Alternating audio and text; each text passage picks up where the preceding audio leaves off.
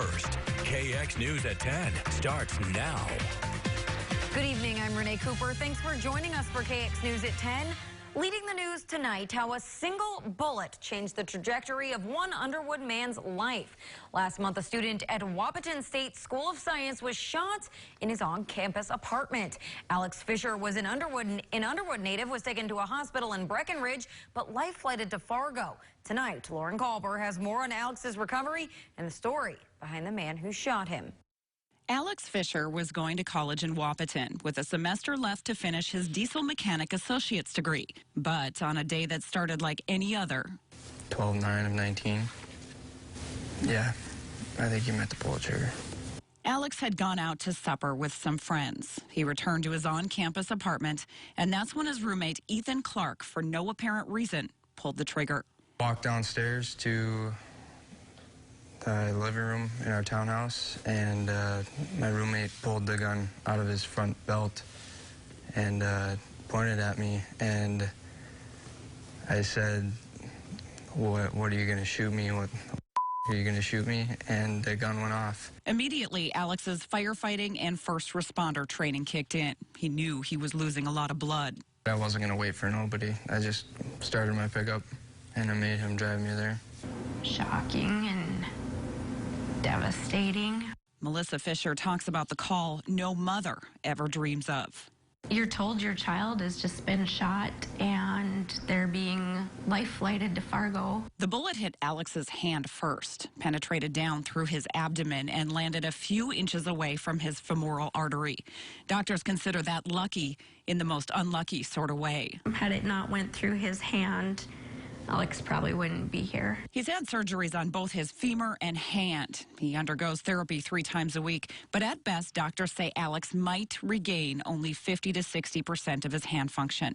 His career as a diesel mechanic will never be. His future as a volunteer firefighter and first responder also hang in the balance. This has affected him and will continue to affect him for the rest of his life. As parents, you send your kids to school and you think that when you put them on a campus on college that they're going to be safe, and it's better than your child living off campus. Ethan Clark has been charged with reckless endangerment and discharge of a firearm within city limits, Class A and B misdemeanors. He's still awaiting trial. I don't know why he shot me, I guess. It's just weird. Alex's family says the charges are nothing but a slap on the wrist. I would like to see him be punished for what he's done to my son. It just seems like Alex's life is on hold and the repercussions for Ethan have been next to nothing. In Bismarck for KX News, I'm Lauren Kalber.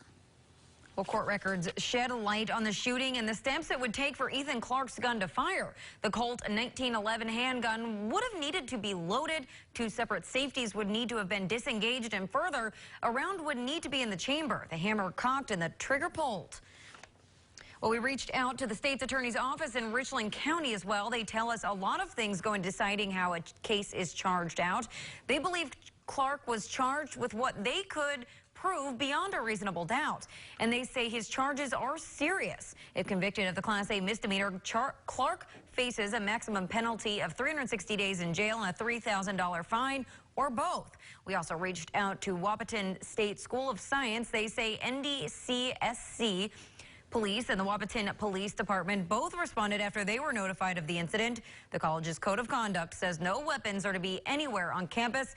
As for any disciplinary action taken against Ethan Clark, the school tells us his records are protected under the Federal Education Rights and Privacy Act. Well, a Williston woman is in the hospital after her vehicle